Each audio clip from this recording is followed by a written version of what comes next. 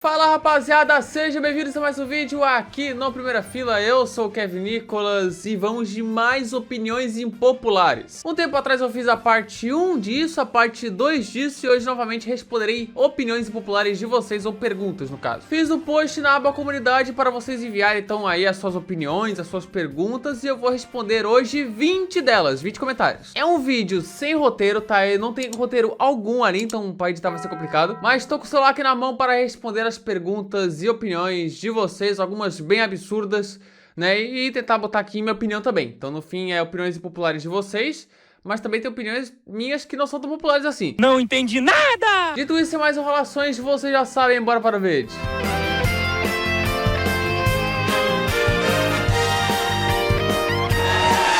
Para os comentários, tenho que dizer que vou tentar não repetir outras que eu já respondi nos outros dois vídeos. Acho que vão ter algumas que vão se repetir aqui, mas são poucas. Mas tentarei pegar perguntas e opiniões diferentes que eu não respondi ainda, tá? Então bora para a primeira, tá certo? Ah, vamos nessa! Vamos lá, Luiz Gustavo, e aqui tá com a arroba do YouTube, tá? Então assim, se tiver outro nome, peço perdão. Piquet foi o piloto mais completo que o Senna, pois ele foi campeão com 3 motores diferentes em 2 equipes diferentes, além de acertar o carro como ninguém. Ele revolucionou a Fórmula 1 com os cobertores térmicos e com toda a história do pit stops. Enfim, um grande gênio. Isso daqui é verdade, cara. O Piquet tem uma importância muito maior do que muita gente acha que ele teve. É um cara que trouxe inovações para a própria Fórmula 1, que trabalhou ali muito bem na Brabham. Tinha um conhecimento ali de mecânica, de engenharia. Eu não sei quais são os termos corretos, mas assim, fora das pistas, ele conseguia mexer muito bem nos carros dele. Então ele fazia a Brabham dele performar muito mais do que ela deveria performar. Ainda que não é essa carroça toda que pintam, né, gente? Ali no começo dos anos 80, era uma era muito equilibrada, talvez a mais equilibrada da história da Fórmula 1. Onde tinha ali umas 3 até 4 equipes com chances reais de brigar pelo título. Não é porque a Brabham dele era, sei lá, segundo, terceiro melhor carro, que o gap dele era grande em relação ao melhor carro. Por exemplo, qual carro vocês acham que tinha mais chances de conquistar o título?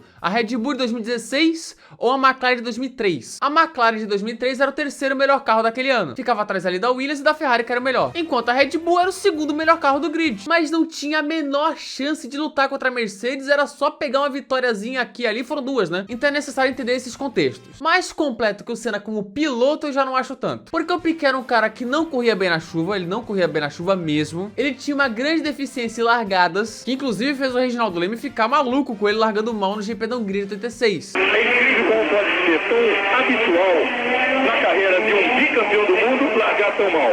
É incrível, os pilotos já sabem que o Piquet realmente parece que não vai aprender nunca a largar. Ayrton Senna era mais rápido que o Piquet, isso é indiscutível. Pilotava melhor na chuva. Em questão de ultrapassagens, os dois eram muito ousados. O Piquet errava menos, mas isso o Senna foi aprimorando com o passar da carreira. Tanto que o Senna 93, cara, era muito difícil pegar algum defeito no Senna de 93. Ele chegou naquele nível sendo completo em quase tudo. Então eu não acho o Piquet mais completo que o Senna. Cabe discussão, obviamente, isso aí tá aí aberto. Acho o Senna melhor? Acho o Senna melhor. E acho que como piloto, eu acho muito injusto falar tal piloto é mais completo porque ele sabia acertar mais o carro. Acho que o Senna, ele, nos anos finais da carreira, chegou no ponto de que ele era mais completo que o Piquet em algum momento. Arthur sem H, a variedade de campeões entre 2004 e 2011 deixou os fãs de Fórmula 1 mal acostumados. Olhando para trás, as dinastias sempre estiveram presentes, seja de pilotos ou de equipes. Cara, pior que isso é verdade. Não diria 2004, porque 2004 teve o Schumacher dominando. Mas o período ali entre 2005 e 2012, 13 talvez, foi um dos melhores períodos da história da Fórmula 1, principalmente em equilíbrio. 2006, 2007, 2008, 2010, 2012 foram campeonatos decididos na última corrida. Acho que o período próximo disso ali foi a primeira metade dos anos 80. De resto, a gente sempre teve ali domínios, cara, ultimamente mais do que antes, até porque tem mais corridas, aí recordes são mais quebrados. Mas, por exemplo, pega ali nos anos 90, cara, a Williams, pô, dominou 92, 93. O Schumacher dominou entre 2000 e 2004. O que a gente viveu ali entre 2006 e 2012 foi uma exceção na história da Fórmula 1. Não era comum ter esse período tão grande de tanto equilíbrio. Era muito normal ter essa alternância de dominância, às vezes mais, às vezes menos, mas sempre tinha essa alternância de dominância. Essas temporadas mais equilibradas são a exceção, infelizmente. Gustavo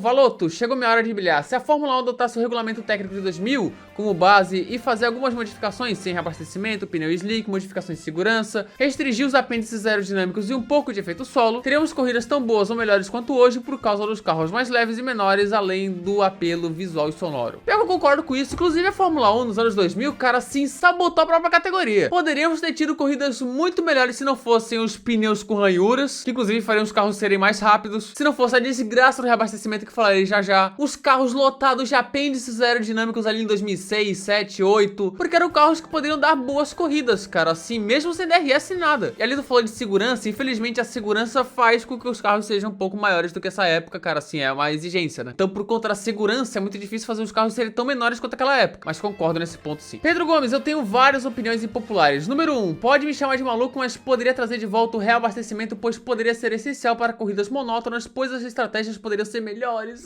Eu não estou suportando mais. Cara, eu não sei da onde veio na cabeça da galera de que na era do reabastecimento as estratégias eram mais diversas e melhores. É muito pelo contrário, era mais engessada ainda. Tu pega ali o reabastecimento dos anos 90, especialmente no final da década, e era todo mundo fazendo uma parada só, cara, assim, era quase como protocolar. A corrida tinha, sei lá, 50 voltas, o piloto parava na volta 30, pit stop de 8 segundos e já era, volta pra pista. Depois começamos a ter estratégias de 2 paradas sendo mais frequentes, né, o que deu uma bagunçadinha, mas ainda assim era muito engessado, todo mundo fazendo 2 paradas, sabia exatamente quando que cada um ia parar. Tanto que em 2009 se tinha ali o gráfico antes da corrida, mostrando em que volta cada piloto pararia. Após o qual todo mundo sabia qual que era a estratégia que pararia antes, que pararia depois. Hoje em dia nós temos o gráfico da Pirelli mostrando as estratégias, né, sugeridas, a janela de paradas que muitas vezes ela erra, mas na era do reabastecimento a gente saberia qual era a volta exata que o piloto pararia. Inclusive após as paradas, mostrava ali a estimativa e por aí vai. Errava, sei lá, pra 1, 2 voltas pra cima, 1, 2 voltas pra baixo. Hoje em dia, infelizmente, os pneus Pirelli estão muito ruins, não se comparam ao que era antes de 2021. Por exemplo, os GPs da França de 2021 e Espanha de 2021 não aconteceria no reabastecimento. O piloto não teria essa liberdade de trocar a estratégia a hora que ele quisesse. Ele ficava engessado até o momento em que ele fosse parar. Quando ele parasse, aí ele poderia mudar a estratégia, como aconteceu com o Schumacher no GP da França de 2004. Mas era muito difícil isso acontecer, isso aí foi exceção da exceção. Geralmente era 2 paradas, todo mundo sabendo exatamente a volta que cada um ia parar, mudando pouca coisa, tudo sendo decidido nos boxes. Então discordo completamente disso. Daniel Ricciardo, se ele ficasse na Red Bull para 2019, poderia ter disputado pau a pau com o Vettel, Leclerc, Bottas e Verstappen pelo vice de pilotos, até porque Hamilton nadaria de braçadas no campeonato. Discordo também. Se nem o Verstappen conseguiu brigar pelo vice de pilotos e o Verstappen estava no nível altíssimo em 2019, imagina o Ricciardo. Acho bem difícil ele pegar uma P3, inclusive. Fernando Alonso vai se aposentar na Fórmula 1 aos 66.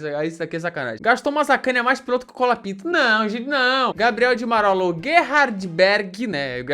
Gerhardberger é um piloto subestimado. Se tivesse um assento na Williams de 92 ou 93, teria sido campeão. A real é que muita gente, se tivesse no lugar do Mansell naquela Williams, o cara seria campeão. O Alesi, se tivesse assinado com a Williams ao invés da Ferrari, o cara era bicampeão mundial, cara. Não tem jeito. Paparé 92 e talvez 93, se o Prost não viesse. O Berger poderia ser esse cara porque ele era melhor que o Patrese, então se ele tivesse no lugar do Mansell, seria campeão. Renan Velocidade, a punição de drive-thru faz falta na Fórmula 1 e deveria voltar. Concordo. Acho muito ruim que a punição de drive-thru tenha ficado em extinção. Até voltou no GP do Qatar aí, o último que teve, mas isso abre um leque de possibilidades maior, cara, de punições. Porque hoje nós temos ali uma gama de punições muito maior. É punição de 5 segundos, de 10 segundos, de stop and go, a desclassificação. O drive-thru, ele não é tão pesado quanto o stop and go e não é tão levinho quanto 10 segundos. Porque com 10 segundos tu pode abrir essa vantagem e depois recuperar na parada. O drive-thru não, tu tem que parar em 3 voltas. Então tu realmente é punido fortemente naquilo. Não é como se a punição fosse extinta, ela ainda existe no regulamento, mas ela poderia voltar, cara, para em casos que não são tão leves para 10 segundos e não são tão pesados para stop and go. Victor Luiz, Drive to Survive atrapalha mais do que ajuda o povo a entender sobre Fórmula 1. É um documentário de Netflix tenta encontrar o vilão e através dessa mentira a galera cai e acha que tal piloto realmente é isso. Eu sou um pouco defensor da geração Drive to Survive, apesar de não ter assistido a série, não gostar da série assim, tipo, pelo que eu vejo, mas ela serve mais como uma porta de entrada para o pessoal para a Fórmula 1 do que propriamente algo assim, real mesmo. Ela trouxe algumas cenas bem importantes, como aquela lá do Christian Horner com o Toto Wolff, mas em geral criam intrigas que não existem, por aí vai, e é meio ruim essa parte, não curto. Mas no fim das contas, essa série trouxe muitas pessoas para a Fórmula 1 e que hoje entendem bastante Fórmula 1, e que sabem que isso daí é marmelada. Infelizmente, algumas pessoas, né, continuam acreditando nisso, mas acho que o ganho foi mais benéfico do que maléfico. Mexe a porco oficial, Toyota legal. Não. Não é. Diego Loucura, Reginaldo Leme comentando na Fórmula 1 é pior que o Casagrande no futebol. Aí, isso aqui eu tive que botar, gente. Porque é um desrespeito ao Reginaldo Leme, gente. Você pode até pegar no pé do Reginaldo Leme se perdendo às vezes nas falas e tal, às vezes falando nada com nada e por aí vai hoje em dia. Mas o cara tem 80 anos de idade, gente. Até que o Regi tá muito bem pra idade dele. Mas estamos falando de um cara que foi o comentarista de Fórmula 1 por mais de 40 anos. O cara comentava Fórmula 1 na Globo nos anos 70. Antes mesmo do Piquet ser campeão, do Senna ser campeão. Tava lá no primeiro primeiro título do Emerson Fittipaldi. Passou pelos anos 80, 90, 2000, 2010, atualmente 2020 e segue sendo comentarista de Fórmula 1. É uma figura muito respeitada pelos profissionais, pode não estar no momento bom agora, mas ele teve uma importância histórica importantíssima. Como não lembrar, por exemplo, do GP da Bélgica de 2009, que aquela bomba lá foi ele que soltou. Não concordo com essa opinião aqui, cara, apesar de que o Regi não tá no melhor momento e por aí vai nas transmissões, mas não é isso aqui que foi falado, tá? Jonatas, Lucas, Sepp, Palmeiras. A Brawl GP ter acabado foi o erro. A Mercedes devia ter voltado com uma equipe própria ou comprado a Toyota para ter 22 carros em 2025. Cara, a Brawl GP acabar não foi um erro, não. Foi bom pros dois lados. A Mercedes adquiriu uma equipe de forma mais fácil, não precisou montar do zero, pegou a Brawl já existente. E a Brawl GP, gente, não aguentaria 2010, não. Conseguiram com um bom carro ali conquistar 2009, mas na metade final já estavam sofrendo demais. Imagina com um novo carro, um novo regulamento, como é que faz? Tá bom, eu não vou aguentar mais. Era uma equipe com orçamento limitadíssimo, então foi bom pra Brown, que continuou competitiva como Mercedes, e bom para a Mercedes, que entrou de forma mais fácil na Fórmula 1. Omnibull, Fernando Alonso é mais piloto que o Schumacher, e aliás mostrou isso em 2006, mesmo com o carro pior no final, venceu o campeonato. Pelo amor de Deus, gente, pô, calma aí. Tá que a opinião de melhor piloto é, enfim, da pessoa, a pessoa pode achar qualquer piloto melhor que o outro, mas não concordo nem um pouco com isso, cara. Nem mesmo por 2006, acho que o Alonso foi o melhor piloto naquele ano, mas a primeira metade a Renault era claramente o melhor carro. O Alonso venceu 6 e teve 3 segundos lugares e 9 corridas. Na segunda metade ele venceu uma corrida só, mas é porque a Ferrari virou o melhor carro. Mas é uma temporada parelha. A Renault foi melhor na primeira metade e a Ferrari foi melhor na segunda metade. Ai, mas o Alonso brigou por 2012 sem ter o melhor carro. Mas Schumacher levou até a última corrida 97 e 98, mesmo com um carro inferior a Williams e McLaren. Levou 95 sem ter o melhor carro. 94 podemos debater. É um cara 7 vezes campeão, que dominou entre 2000 e 2004. Alonso teve o melhor carro em 2005, apesar de não ser o mais rápido. Em 2006 foi parelho. Mas, por exemplo, perdeu 2007 com aquela McLaren. Não conseguiu fechar os campeonatos de 2010 e 2012. Então eu não acho que o Alonso é mais piloto que o Schumacher, cara. Muito pelo contrário. Até porque tirar leite de pedra por leite de pedra, o Schumacher já tirou bastante. 96 que o diga. Bugatti Chiron. Hamilton poderia ser decacampeão se não fosse algumas coisas em 2007, 2016 e 2021. E, cara, eu digo mais, ele poderia ser 12 vezes campeão mundial. Quê? Porque 2007 a gente sabe, atolou na China, pipocou feroz. 2016 quebrou na Malásia. 2021 escapou no Azerbaijão, teve lá a polêmica de Abu Dhabi do Michael Masi. E aí vem mais, 2010 ele era líder do campeonato, mas pipocou na Itália, pipocou em Singapura, pipocou na Coreia, teve problema no Japão. E tem a famosa parada de se o pneu não tivesse estourado na Espanha, ele era campeão. Em 2012 ele tava no nível altíssimo, digno de brigar pelo título. A McLaren era o carro mais rápido, mas faziam muita cagada com pitstops ou quebras. Então, assim, além dos 7 títulos, ele poderia ter 2007, 2010, 2012, 2016 e 2021. Então ele teve 12 temporadas em que ele poderia levar o título. João Araújo Cars, Jos Verstappen era o piloto nota 7,5? Tá louco, Baran? Tá louco? Poderia ter disputado o título se tivesse na equipe certa na hora certa. Gente, assim, o Jos Verstappen, ele tava no carro do campeão Schumacher em 94. E o máximo que ele conseguiu foi 2 pódios cagados. Um na Hungria que teve que 3 caras abandonarem na frente dele para ele ir ao pódio, e outro na Bélgica que só aconteceu porque o Schumacher foi desclassificado. O cara mal conseguia a pódio, imagina lutar pelo título, gente. Renan Velocity... Eu repeti a mesma pessoa, peço perdão. As temporadas de 2012 e 2018 do Kimi são subestimadas. Concordo. 2012 até se ficou muito que foi uma baita temporada do Kimi. Ele foi terceiro colocado no campeonato, só atrás de Alonso e Vettel. Uma baita temporada. Aulas de consistência, cara, aulas. Mas, cara, a temporada de 2018 do Raikkonen foi boa, tá? Foi boa. Especialmente a reta final, quando o Vettel tava lá, ó. Tava lá, ó. Tava rodando. Venceu em Austin, teve vários qualis que ele tava super rápido, mas errou no último setor. Enfim, ele tava num nível muito bom em 2018, tanto que foi terceiro no campeonato. Então sim, são temporadas subestimadas, assim como também em 2013. José Alexandre, o circuito atual de Hockenheim desde 2002 é melhor que o circuito antigo dessa mesma pista. Concordo. Polêmica. É uma opinião bem impopular, porque o circuito antigo tem uma aura, cara, andar pela floresta, cara, correr na floresta, aqueles motores de V10 berrando na floresta, toda a atmosfera, toda aquela imagem bonita do circuito. Só que aí faça um exercício, imagine esse circuito sem a floresta. Cara, perde 90% do charme. Nós estamos falando de um circuito que o traçado era retona, chicane, retona, chicane, retona, chicane, retona, chicane. É uma criatividade digna de circuito da Fórmula E. A única parte criativa era do estádio. Fora a questão de segurança, que era uma floresta, então era muito fácil invadir. Vídeo 2000. Para quem assistia na floresta, era um terror, cara, um terror. As questões estruturais da Hockenheim antiga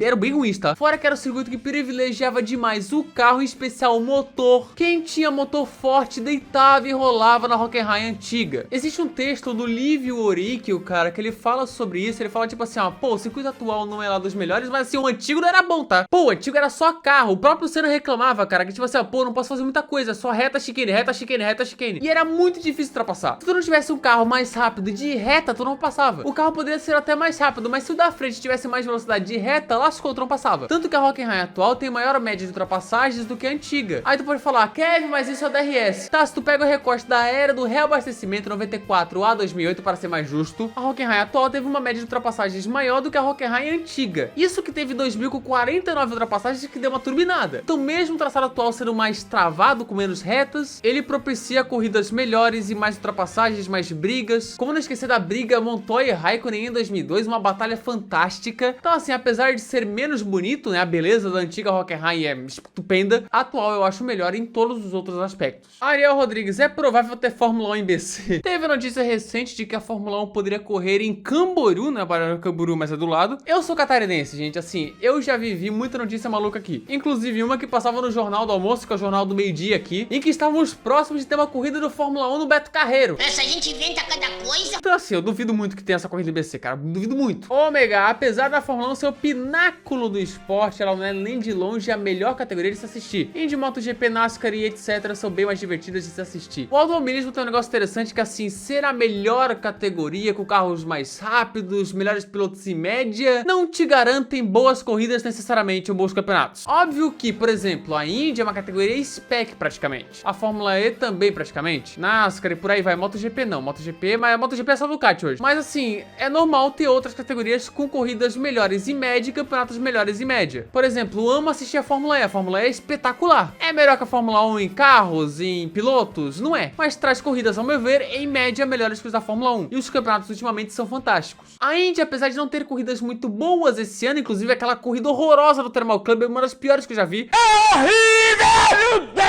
Tem campeonatos muito próximos, campeonatos muito bons. Algumas corridas melhores que os da Fórmula 1. Se tu vai ver uma Fórmula 4, cara, a Fórmula 4, Fórmula 3 é loucuragem mesmo. Vai assistir uma corrida de Moto 3, cara, é loucura do começo ao fim. Diferente de outros esportes, geralmente o melhor que tu pode assistir é o mais alto nível. Qual o melhor jogo que tu pode ver? O jogo de Champions League, de Copa do Mundo no futebol? Partida de basquete, qual é a melhor? Da NBA. O que não significa, por exemplo, que uma partida de Série C do brasileiro não possa ser mais maluca, mais emocionante e mais divertida de assistir do que uma partida da Série A. Mas em média o melhor tá lá no alto nível. A Fórmula 1 é o mais alto nível do automobilismo, mas não significa que vão ter os melhores campeonatos em média e as melhores corridas em média. Então sim, concordo que outras categorias em média são melhores que a Fórmula 1 em corridas e em campeonatos, mesmo não sendo melhores em nível técnico. Desfeita, 99 é um dos ou pior campeonato da Fórmula 1 em termos de performance dos postulantes ao título. Os pilotos cometeram muitos erros juvenis, onde dois pilotos bons para baixo tiveram chance de levarem a taça. E o atual campeão se esforçou muito para perder aquele título. Concordo, tá? Concordo, não foi uma temporada com bom nível de pilotagem. Quem errou menos foram Frentzen e Irvine. Coulter e Hakkinen erraram muito, a equipe também errou muito. O Schumacher, antes do acidente, tinha errado muito também. Mas tem grande concorrência. 2010 foi de um nível baixíssimo. Tu tinha Vettel, Alonso, Webber, Button e Hamilton, todo mundo pilotando mal. 2008 a mesma coisa, Massa e Hamilton erraram demais. Tanto que eu acho que o melhor piloto daquele ano foi o Kubica. 2021 talvez, não sei, mas 99 tá entre essas, tá? Tá entre essas. Tropa, acho que esse é o nome. Os pilotos do WEC dariam um pau nos pilotos de Fórmula 1 no X1, porque o WEC é muito mais difícil que a Fórmula 1, discordo. Primeiro que assim, o WEC tem uma enxurrada de pilotos que não deram certo na Fórmula 1. Nos últimos anos nós tivemos Sebastian Buemi, Kazuki Nakajima, Kamui Kobayashi, Brandon Hartley, todos os caras que foram campeões do WEC, até de formas múltiplas, mas que não deram certo na Fórmula 1. E geralmente os pilotos top de Fórmula 1 que vão para o WEC depois é em fim de carreira. Se aposentaram da Fórmula 1 e depois vão pra lá, tipo o Jenson Button agora. Óbvio que tem muitos pilotos bons do WEC, cara, pilotos de altíssimo nível, inclusive que não correram na Fórmula 1, como Kevin Estre, o Laurens Vanthoor, mas o nível médio do WEC é abaixo do nível médio da Fórmula 1. E sobre ser mais difícil, é complicado falar isso. Eu não acho que o Endurance é mais difícil que a Fórmula 1, não. E nem que a Fórmula 1 é mais difícil que o Endurance também. Cada uma com seu estilo de corrida diferente, e que ambas essas categorias são o nível máximo desse estilo, né? O WEC é o nível máximo do Endurance e a Fórmula 1 é o nível máximo de monoposto. É difícil comparar, vão ter uns que vão ter mais facilidade na Fórmula 1, outros que vão ter mais facilidade no Endurance. Então eu não acho que uma é mais difícil que a outra, porque é difícil medir qual é mais difícil. Para finalizar, a X-Stars Piastri é muito melhor melhor que o Norris. Essa daqui é uma que sempre pinta, cara. E assim, atualmente, quem que é melhor? Norris. Piastri pode vir a ser campeão 2025 e eu mudar o discurso? Sim. Mas falando sobre o que fizeram até aqui. 2024, por exemplo, quem foi o melhor piloto? Norris. Quem tem mais gana? O Piastri. Quem foi o melhor piloto? Norris. Norris meteu 20 a 4 em qualis nele. O Norris ficou mais tempo lá em cima, mais consistente nos pódios. O Piastri sofria demais para ir ao pódio. Teve um período muito bom ali entre a Hungria e o Azerbaijão, mas foi assim uma exceção na temporada. 2023, ano de estreia, normal. Resta ver 2025. Acho que o Piastri tem um potencial maior que o Norris. Pode vir a ser campeão esse ano, ele tem muita gana, é frio, mas no momento ainda não é melhor que o Norris. Pode vir a ser melhor durante o ano. No momento ainda não é. Tem potencial para ser, ainda nesse ano mesmo, mas ainda não é. E tá finalizado então, essas foram as perguntas de vocês, opiniões impopulares que eu respondi aqui. Tô lascado para editar, cara, não tem roteiro, então não vou ter referência aqui pra poder editar, então, né, vai ser bem difícil, talvez atrase, peço perdão. Mas é isso, muito obrigado quem mandou. Se eu não respondi, peço perdão, eram mais de 100, cara, quase 200 perguntas. Então é isso, é nóis, né, espero que tenha outro aí respondendo opiniões populares, né. Se eu falei groselha, tamo junto, se eu falei coisa boa, tamo junto, e esse foi o vídeo. Aí, gente, se você gostou desse vídeo, se inscreva aqui no canal, ative as notificações, clique no gostei e espalhe esse vídeo aí com a galera. Não se esqueça de me seguir no Instagram, @primeirafila_F1, de entrar no nosso Discord, me seguir lá no Twitter /X, @KevVigospF1. Membros aqui, tá? Se quiser virar um botãozinho, seja membro aqui embaixo, tá? Se quiser, beleza? Se não quiser, tá ok. Sugestões, comentários. E é isso, muito obrigado por assistir o vídeo até aqui. Para o BR, comentário fixado, nós tamo junto, falou.